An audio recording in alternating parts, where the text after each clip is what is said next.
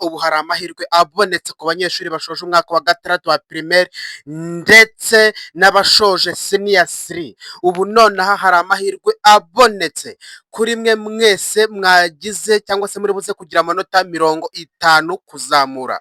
So gusa reka tubanze twibukiranye neza twihuse uko twabonye ejo umuntu wese azagenda areba amanota ye. Ngira ngo murareba kuri screen zanyu za telefone, urazana kuri check result nk'ibisanzwe nta kindi, urahita ubona ahantu handitse ngo input your index number, urahita ushyiramo index number yawe nk'ibisanzwe nk'uko wasizeho ukora ikizamini cya leta.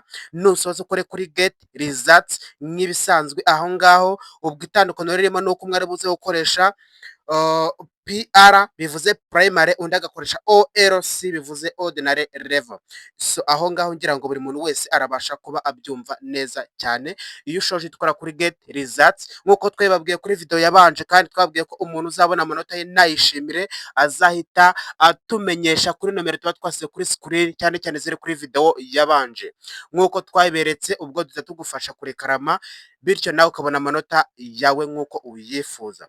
So ahangaha rero amahirwe nkuko natangiye mbibabwira, amahirwe yabonetse. Buri munyeshuri wese uraza kugira amanota hejuru ya 50. Hejuru ya 50 hari umufatanyabikorwa dufite application guidance, araza kumufasha kwa applyinga kuri scholarship zigiye zitandukanye zo kwiga ku buntu nkuko twagiye tubigarukaho, nka harimo nka Cornerstone. Niyo mpamvu wowe uri buze kuza gukurikira umuhango wo gutangaza amanota kuri iyi channel ya DJP Global Hub. Wowe uraza kuba ufite amahirwe rwose 100% yo kuzabona ayo mahirwe yo kuba wakwiga nawe wishyurirwa na Cornerstone nkuko twayibonye igenda ikora mu bihugu bitatu. Niyo mpamvu nawe tugushishikariza kuza kuba uri kuri uyu murongo udukurikiye 100% igihe amanota araba atangazwa. Twebwe turatangira live stream isaha y'isa 7:50, mu gihe Minadik iraza gutangira isaha y'isa 8 zuzuye. Ubwo abantu muri buze kuza kubana natwe nta kindi, icyo usabwa ni ugukora subscribe, ugakora ku nzogera kugira ngo uze guhita ubona ubutumwa ako kanya tukijya ku murongo.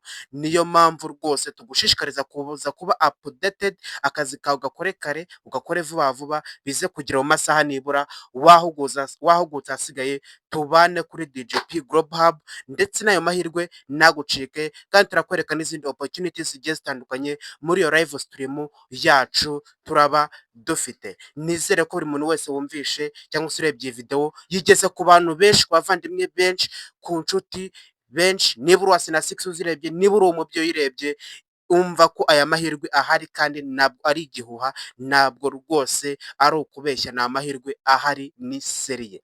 So nizere ko mwese tubanye nibura mubashije kuba mwagenda mwumva ayo mahirwe uko agiye atandukanye. So murakoze cyane, Imana ikomeze ibarinde, maze tuze kubana ku isaha y'isa 7:50. Murakoze cyane.